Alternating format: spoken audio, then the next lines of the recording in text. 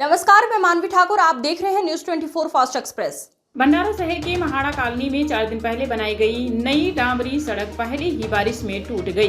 भारी वाहनों के गुजरने ही सड़क पर गड्ढे बन गए और उनमें पानी भर गया। यह घटिया काम नगर परिषद या भंडारा के तथाकथित मानस पुत्र ठेकेदारों ने किया है।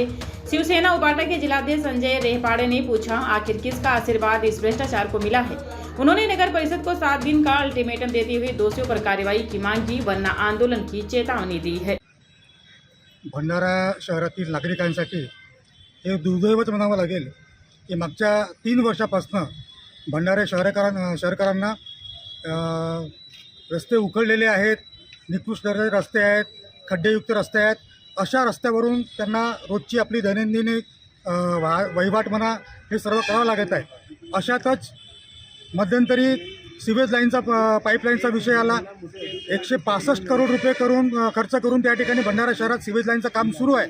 परंतु मागच्या 3 वर्षापासून हे सिवेज लाईन पाईपलाईनचं काम ज्या ठिकाणी होत आहे त्या ठिकाणी मात्र फक्त नाली बुजवून परिस्थिती तशीच असल्यामुळे ठिकठिकाणी भंडारा शहरातले अंतर्गत रस्ते असतील किंवा मुख्य रस्ते असतील त्या ठिकाणी माती खाली बसल्यामुळे मोठमोठ्या नाल्या तयार झालेल्या आहेत। आता पावसाळ्याला सुरुवात झालेली आहे, त्या नाल्यामध्ये अनेक ठिकाणी पाणी साचणार आहे आणि त्यातून छोटे मोठे अपघात ही तर नित्याचीच बाब झालेली आहे। या अपघातातून भंडारा शहरातील किंवा बाहेरील नागरिक असतील अनेक गंभीररित्या जखमीसुद्धा झालेले आहेत, पण तरीसुद्धा प्रशासनाला कुठेही जाग येत नाही। अशाच परिस्थितीत मागच्या आठवड्याभरात भंडारा शहरातील जी माडा कॉलनी आहे त्या माडा कॉलनीमध्ये एका रस्त्याचं डांबरीकरणाचं काम झालं।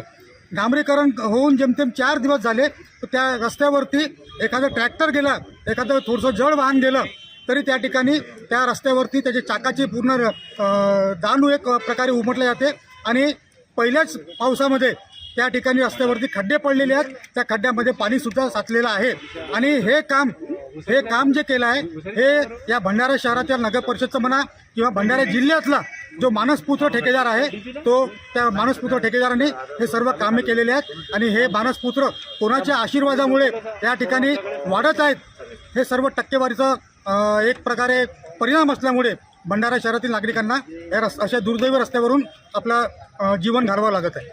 आणि माननीय नगर परिषदेचे मुख्य अधिकारी यांना सुद्धा निवेदन दिलेलं आहे।